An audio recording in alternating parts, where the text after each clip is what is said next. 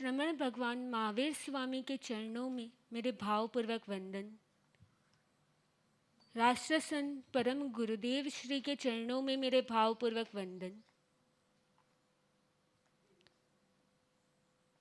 जन्म मच्चु भव विघ्ना दुख संत गवेसिणो। जन्म अर्थात जन्म और मृत्यु के भय जिसके अंदर होता है वही दुख को अंत कर सकता है। इस संसार में अनादिकाल से जीव परिभ्रमण कर रहा है और इस जीव के परिभ्रमण को गति कहा जाता है। गति 4 प्रकार की होती है: नरक, तिर्यंच, मनुष्य और देव। हमने आज से पहले नरक के बारे में बहुत सुना कि नरक होता है, लेकिन क्या हमें पता है कि नरक क्या होती है? वहाँ पे कौन से प्रकार की वेदना होती है? जीव कैसे जन्म लेता है नरक में? चलिए आज जानते हैं। नरक 7 है। पहली रत्न प्रभा, जहाँ पर चुभने वाले रत्नों की बहुलता है। दूसरी शर्करा प्रभा, जहाँ पर पत्थरों की बहुलता है। तीसरी वालुका प्रभा, जहाँ पर रेत की बहुलता है। चौथी पंख प्रभा, जहाँ पर लोही और मांस के समान कीचड़ की बहुलता है। पांचवी धूम प्रभा, जहाँ पर धुएं की बहुलता है। छठी तमह प्रभा, जहाँ पर अंधकार है। और सातवीं तमह प्रभा, जहाँ पर घोर अंधकार है। नरक में नारकी मनुष्य की तरह गर्भ से जन्म नहीं लेते। उनका जन्म गर्भ से नहीं होता, लेकिन उनका जन्म कुंभी में होता है। और जन्म होने के बाद उनका शरीर उस कुंभी के साइज से कुछ ही समय में बड़ा हो जाता है और फिर उन्हें उस कुंभी में से काट काट के बाहर निकाला जाता है। नरक का आयुष्य कम से कम 10,000 साल और उत्कृष्ट 33 सागरोपम का होता है। नरक में 3 प्रकार की वेदना होती है। एक देवकृत वेदना, दूसरी क्षेत्रकृत वेदना और तीसरी परस्पर कृत वेदना। देवकृत वेदना यानी देवों के द्वारा दी जाती वेदना। देव उन नारकी को काटते हैं, मारते हैं, उन्हें आग में फेंक देते हैं, उनको भूनते हैं। दूसरी क्षेत्रकृत वेदना, वहाँ का क्षेत्र ही ऐसा होता है जो उन्हें बहुत पीड़ा पहुँचाता है। जैसे शीत वेदना, इतनी ठंड होती है, इतनी ठंड होती है कि अगर उस नारकी के जीव को नरक में से बाहर निकालकर हिमालय की बर्फीली शिला पर रख दिया जाए तो वो शांति से सो जाएगा। दूसरी उष्ण वेदना, इतनी गर्मी होती है कि अगर उस नारकी के जीव को लोहे की भट्ठी में रख दिया जाए तो वो शांति से सो जाएगा। क्षुधा वेदना, इस सारे जगत के खाद्य पदार्थों को भी खिला दिया जाए फिर भी उनकी भूख शांत नहीं होती। तृष्ण वेदना, सारे सरोवर का पानी भी पिला दिया जाए फिर भी प्यास नहीं छिपती। खुजली, नोकीले पदार्थ, तलवार, खंजर आदि से पूरे शरीर में भी खुजली की जाए फिर भी खुजली शांत नहीं होती और ज्वर जन्म से लेकर मृत्यु पर्यंत उस नारकी के जीव के शरीर में बुखार और जलन होती है। यह सारी की सारी क्षेत्र वेदना नारकी को जन्म से उत्पन्न हो जाती है और मृत्यु पर्यंत रहती है। इतनी वेदना भुगतने के बाद भी नारकी का कभी भी अकाल मृत्यु नहीं होता। क्यों? क्योंकि उसके पास वैक्रिय शरीर होता है। यह एक ऐसा शरीर है जिसे जितना भी काटो, जितना भी मारो, वह मरक्यूरी की तरह एक हो जाता है। तीसरी वेदना है परस्पर कृत वेदना। नारकी अपने आप एक दूसरे को मारते रहते हैं, काटते रहते हैं। Now amazing facts. पंचेंद्रिय मनुष्य और तिर्यंच नरक में उत्पन्न होते हैं। एक बार आप नरक में बॉर्न होते हैं, उसके बाद कम से कम 10,000 साल तक तो वही वेदना भुगतनी ही पड़ती है। सोचो, यहाँ के 100 साल, 200 साल तो हमने कभी देखे ही नहीं। 100 साल में भी कुछ साल अगर हमें कोई पीड़ा होती है तो हम त्रस्त हो जाते हैं, लेकिन नरक के जीवों को कम से कम 10,000 साल तक वह वेदना भुगतनी ही पड़ती है। दूसरी गति यानी देव गति। हमें हमेशा ऐसा लगता है कि देव ऊपर ही होते हैं, लेकिन ऐसा नहीं है। देव के 4 प्रकार हैं।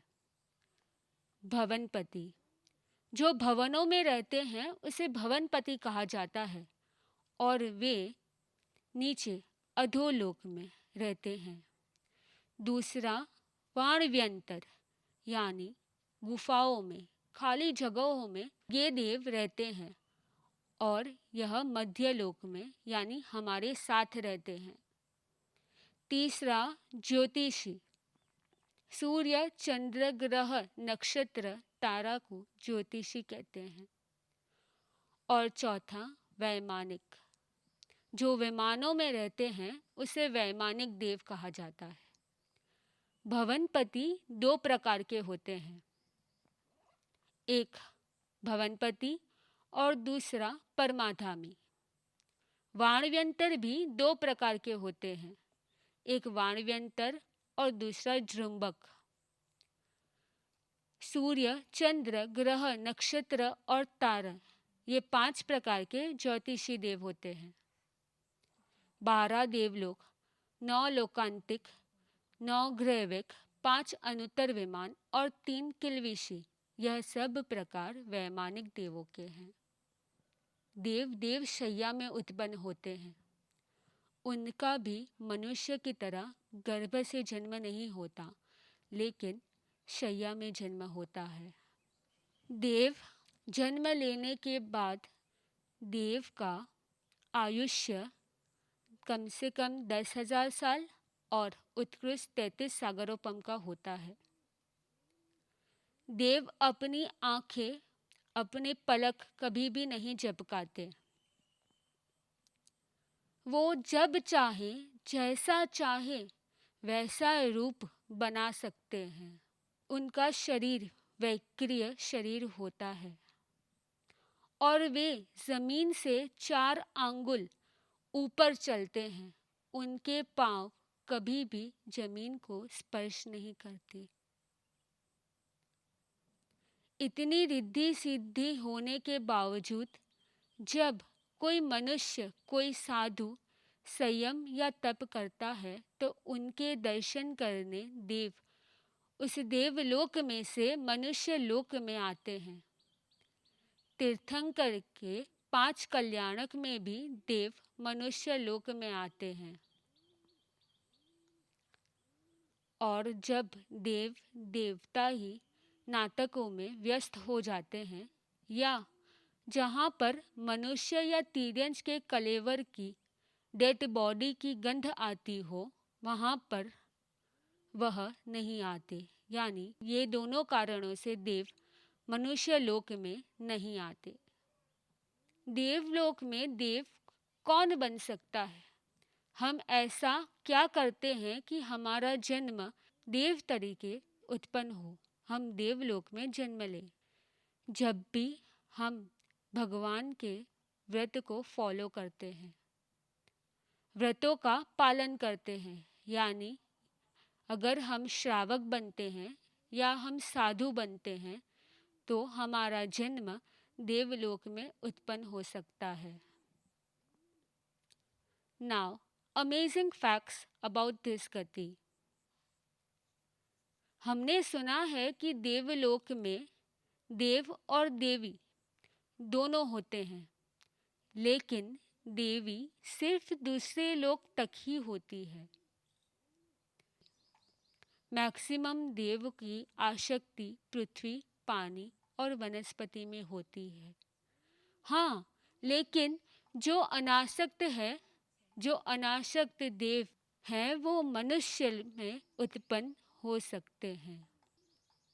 जैसे यहाँ पर स्वामी और सेवक की व्यवस्था है, वैसे ही देवलोक में भी स्वामी और सेवक की व्यवस्था होती है। जो नौकर देव है उसे अभियोगिक देव कहा जाता है। वो उत्पन्न तो देवलोक में हुए हैं, लेकिन सारी जिंदगी वो दूसरे बड़े देवों का विमान ही उठाते रहते हैं।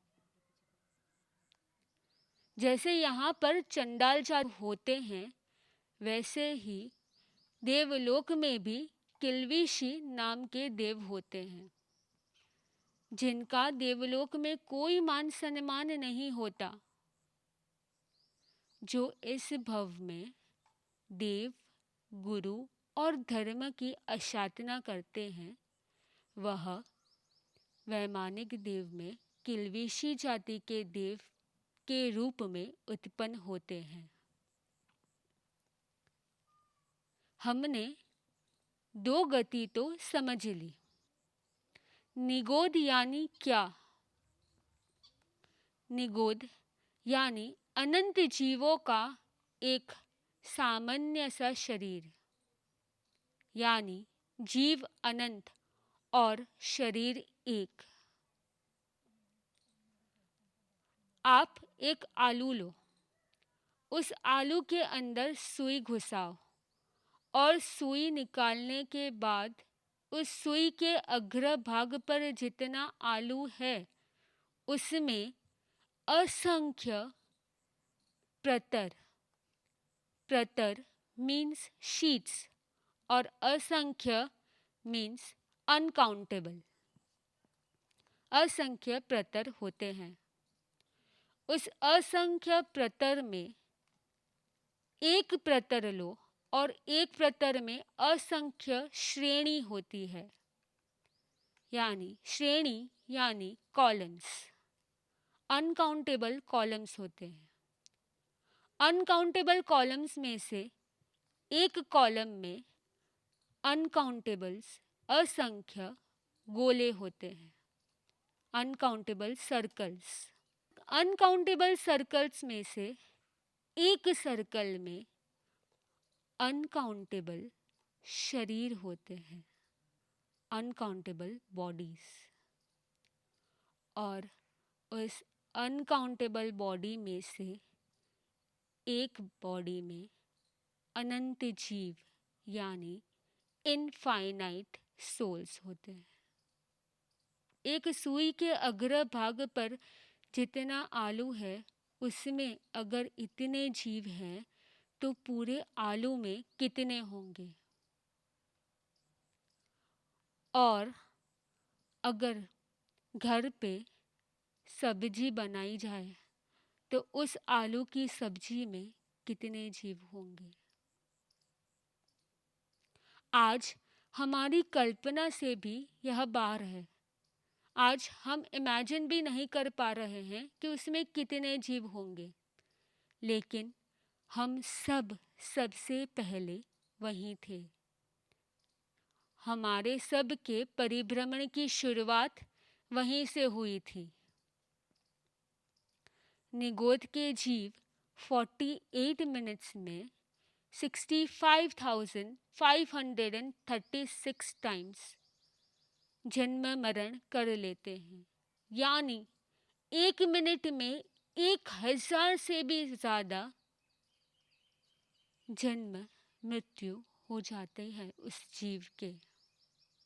अब सबसे बड़ा हमने 6 काय के ठोकरे में 6 काय के सब्जेक्ट में पृथ्वी काय, अप काय, तेव काय, वायु काय और वनस्पति काय और त्रस काय यह पढ़ लिया है। लेकिन अब सबसे बड़ा प्रश्न यह उठता है कि यह निगोद के जीव कौन से काय में आते हैं। वह पृथ्वी काय है, अप काय है, तेव काय है, वायु काय है, वनस्पति काय है या त्रस काय है। निगोद के जीवों का समावेश वनस्पति काय में होता है। तिर्यंश गति में उसी जीव का जन्म होता है जो माया करते हैं, जो चिटिंग करते हैं और असत्य बोलते हैं। इस भव में थोड़ी बहुत चिटिंग, थोड़ा बहुत असत्य हमें सीधा उस तिर्यंश गति में पहुंचा देता है। हमारा जन्म तिर्यंश गति में हो जाता है।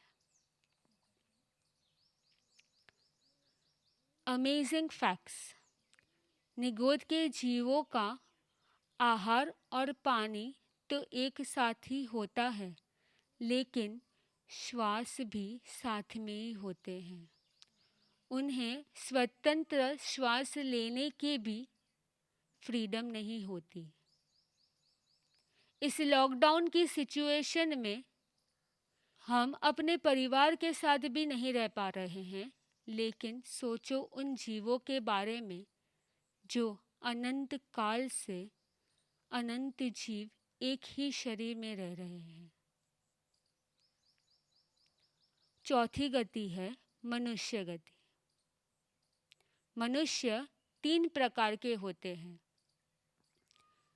गर्भज के पर्याप्त, अपर्याप्त और समूर्छिम। क्या आपको पता है मनुष्य 2 प्रकार की भूमि में जन्म लेते हैं। एक होता है अकर्म भूमि और दूसरा कर्म भूमि।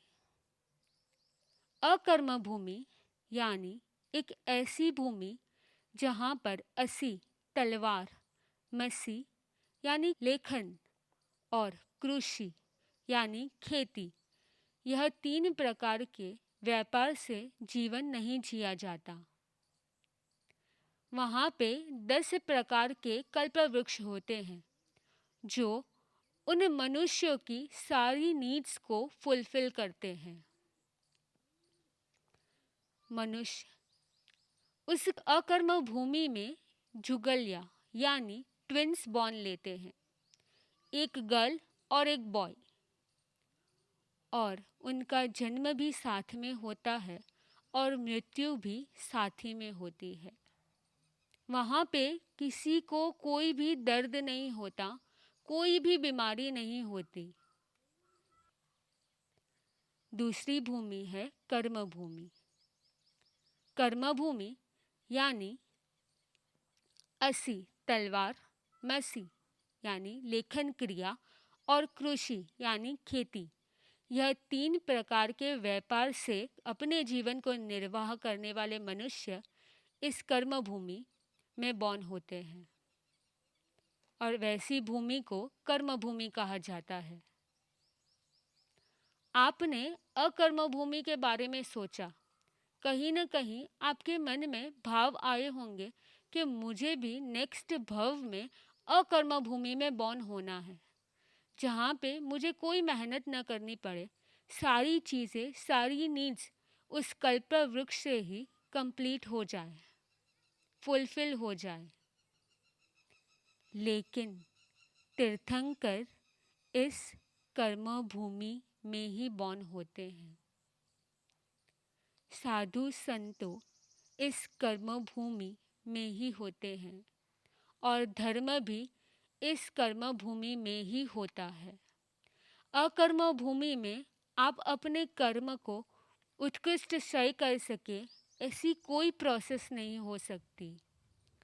लेकिन कर्म भूमि एक ऐसी भूमि है जहाँ पर आप अपने कर्म को उत्कृष्ट क्षय कर सकते हैं। Now amazing facts. मनुष्य गति में वही बॉर्न होता है जो व्यक्ति सरल होता है, जिसके अंदर विनय होता है। दूसरा, सिद्ध बनने की मोनोपोली सिर्फ इस मनुष्य की ही है। कर्म भूमि के मनुष्य ही सिद्ध बन सकते हैं और किसी भी गति के जीव सिद्ध नहीं बन सकते। तीसरा, नरक गति में पंचेंद्रिय जीव, 5 इंद्रिय तिर्यंश और मनुष्य बॉर्न हो सकते हैं। देवलोक में भी 5 इंद्रिय वाले मनुष्य और तिर्यंश बॉर्न हो सकते हैं, लेकिन नरक में कभी देव बॉर्न नहीं होते और देवलोक में भी कभी नारकी के जीव जन्म नहीं लेते। लेकिन मनुष्य एक ऐसी गति है, मनुष्य का भव एक ऐसा भव है जिसमें से मनुष्य देव के रूप में भी उत्पन्न हो सकता है, नरक की नारकियों के रूप में भी उत्पन्न हो सकता है, 1 इंद्रिय, 2 इंद्रिय, 3 इंद्रिय, 4 इंद्रिय और 5 इंद्रिय वाले तिर्यंश भी बन सकता है और मनुष्य भी बन सकता है। और हाँ, मनुष्य सिद्ध भी बन सकता है। अब हमारे ऊपर है कि हम किस प्रकार का जीवन जीते हैं, किस प्रकार का अपने दिन को, अपने समय को व्यतीत करते हैं। जिस प्रकार का जीवन हम जिएंगे, उसी प्रकार की गति हमारी होगी। Today we shall know about 4 gatis. The reason of movement of a soul from one place to another to take birth is called gati. There are 4 types of gati: Narak, Manushya, Tiryansh and Dev. Among them, we shall first know about Narak gati. There are 7 types of Narak. The first is Ratna Prabha, where the land is full of gemstones. The second is Sharkara Prabha, where the land is full of pointed stones. The third is Valuka Prabha, where the land is full of sand. The fourth is Pankh Prabha, where the land is full of blood and flesh. The fifth is Dhoom Prabha, where there is full of smoke. The sixth is Tamha Prabha, where the area is complete darkness. And the seventh is Tamha Tamha Prabha, where it is even more darker than the sixth Narak. Any soul who takes birth here has to take birth in a kumbhi.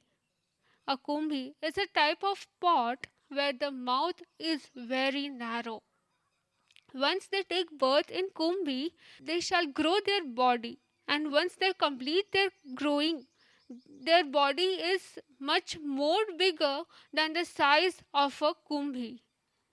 So, in order to take out from the kumbhi, the body is been chopped down into many small pieces and then taken out from kumbhi. The Ayushya means the lifespan of a Narki is minimum 10,000 years and maximum is 33 Sagaropam. There are three Vedanas, three pains suffered by them. The first is Devkrut Vedana.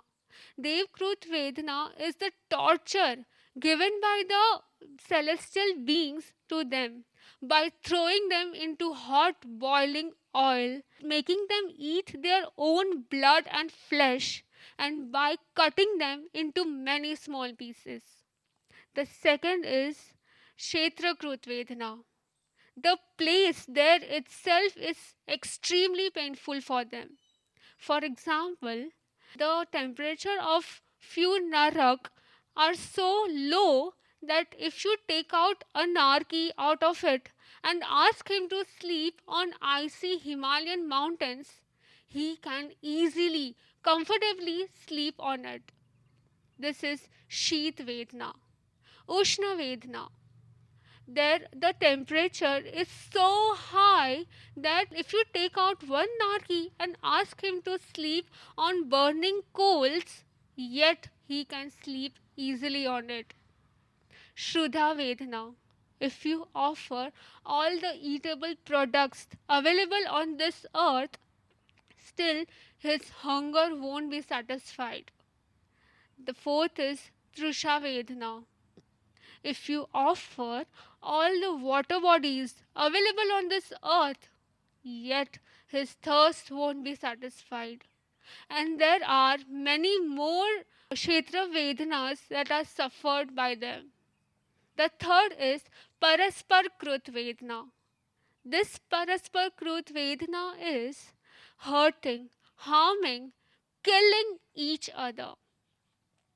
Narkis do not have a body like that of us, but they have a vacria body. This body is, if you cut down into n number of pieces, n number of times, yet the pieces shall club together just like a mercury. In spite of suffering unbearable pain, these Narkis do not face an uncertain death, and just because they have a vacria body. Now, what are the reasons for which they had to take birth in Narki? The first reason is those who intentionally or unintentionally killed anybody, and the second reason is those who consume non-vegetarian foods are ought to take birth in Narki. The amazing facts of the Narkis are the female can only go till sixth narak. They do not go beyond the sixth narak. The second amazing part is five sense living beings can only go to Naragati. And once they take birth in Naragati, they have to stay there minimum for 10,000 years. Now we shall know about Devgati. There are four categories of Dev. First is Bhavanpati Dev, are those celestial beings who stay in or who dwell in the Bhavan. They stay in the lower part of the lok, that is lower lok, that is Adholok. They are of two types, Bhavanpati and Parmadhami. The second type of Dev is Vanvyanta Dev. These celestial beings wander around in middle lok. They do not have any specific place to stay. They usually stay in some abundant places like caves or any other trees. They are of two types. One is Vanvantar and the other is Jhumbak. The third category of Devlok is Jyotishi Dev, that we all know is sun, moon, planets, nakshatra, that is constellations, and stars, that is tara. The fourth category of the Devgati is Vaimanik Dev. Are those celestial beings who have their own Viman to stay on it. They are of five types. The first is 12 Devlok, the second is 9 Gravyaks, the third is 3 Kelveshis, 9 Lokantik, and 5 Anuttar Viman. Now, these Devlok have too many sharyas that are like a bed on which a soul comes and take birth in it. These celestial beings do not have a childhood nor they have an old age, but they remain young throughout their life. They never blink their eyes, nor they walk on a floor, but they walk above 4 angul, above the ground level. And they can transform, they can convert to any form they want to. Now, what are the reasons that a soul can take birth in Devgati? Those who follow the vows of Bhagwan Mahavir can take birth in Devlok, and those who have the ability to control their emotions as well as their actions have the capacity to take birth in Devlok. Now, the amazing facts of Devlok are, but there are many celestial beings who, who had a detachment towards all the facilities of Devlok and gets an opportunity to be a human being next birth. They too have system of superiority and subordinate, they're just like us. Now we shall know about Nigod. Now, what is Nigod? Nigod means one body containing infinite souls, one body containing infinite souls in it. For example, underground roots. These Nigod souls does 65,536 deaths and births cycle in every 48 minutes. Now, the reason of being a Tyrians are the one who lies or cheat anybody are ought to take birth in Tyrians Gati. The amazing facts are in the Nigod, we know that one body and infinite souls. Due to this structure, there they have to stay together and they have to do all their activities together. Now we shall know about Manusha, that is our own self. There are three types of Manusha. The first is Garbhaj Manusha, Paryapta. Second is Garbhaj Manusha, Aparyapta. And the third is Samurcha Manusha. There are two types of land on which a Manusha can stay on. The first is Karma Bhumi and the second is Akarma Bhumi. Akarma Bhumi are those lands where there are 10 Kalpavruksha, and those Kalpavruksha are the trees that fulfill all the wants and desire of Jugalyas. And the Jugalyas are twins. That means a boy and a girl who take birth together, stay together, and die together. Now we move towards Karma Bhumi. Karma Bhumi means type of land where there are three things, that is Asi, sword art, Masi, writing art, and Krishi, that is farming art. All the Tirthankars, Gandhar, Sadhu Sadhvi, Shravak Shravika, Chakravarti, Valdev, Vasudev, and Prati Vasudev, all these are born in Karma Bhumi. Now, the reason for which we got this Manusha Gati is we have been somewhere less egoistic and more of modest. So, as a result, we got this Manusha Bhav. The few amazing facts of this Manusha Bhav, the first thing, Karma Bhumi Manusha are the only one who has the monopoly to attain salvation. And the Manusha have the ability to go to all the four gatis and they have the ability to go to Siddh Gati. So now it's upon us. The way we live shall be the way to take the next birth.